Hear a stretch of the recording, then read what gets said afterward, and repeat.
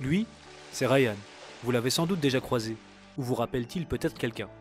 Depuis qu'il est diplômé, il a réalisé de grandes choses dans sa vie.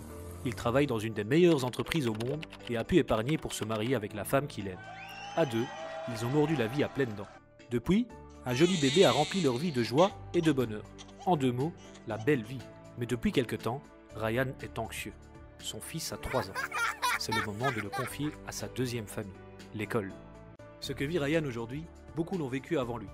En 1996 déjà, quelques personnes ont décidé d'agir pour Ryan et son fils. Ensemble, ils ont pu construire un projet d'éducation et d'accompagnement. Génération ASBL. Il se voulait un tremplin pour une génération pleine d'énergie, soucieuse de sa société et attachée à ses racines et ses valeurs. Les efforts ont porté leurs fruits. De plus en plus de familles ont voulu participer à ce projet. À travers ce travail collectif, des dizaines de jeunes ont pu décrocher leur diplôme. En 2010, plus de 450 jeunes étaient pris en charge par l'ASBL Génération. Malgré ces résultats réjouissants, le paysage de l'éducation et de l'enseignement se détériorait de jour en jour.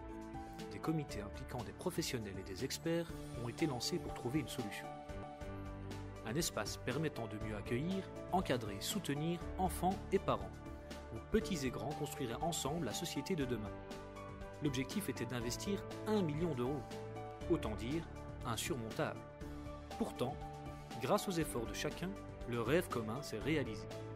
Depuis lors, cet espace n'a cessé d'être une plateforme d'initiative toujours plus ambitieuse. Ce bel accomplissement n'était toutefois pas la solution à tous les défis.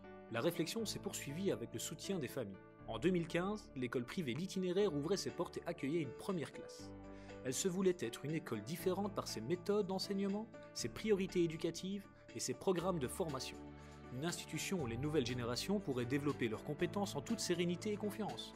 Elle connaît depuis sa création un succès grandissant et un afflux d'élèves de plus en plus grand. L'école privée répond certes à une partie du besoin, mais le besoin réel est bien plus important. Bruxelles compte près de 250 000 élèves. La demande dépasse de loin l'offre proposée, que ce soit en termes de quantité ou de qualité.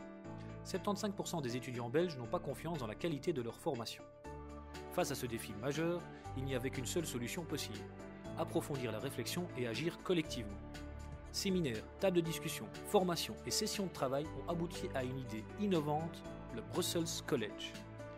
Un établissement scolaire d'un nouveau style, mettant l'accent sur les compétences tant techniques que comportementales, accordant une place importante à la mise en pratique des connaissances et à l'expérimentation, se voulant être une référence locale, régionale, nationale et un acteur du vivre ensemble, et préparant les étudiants aux filières les plus prometteuses.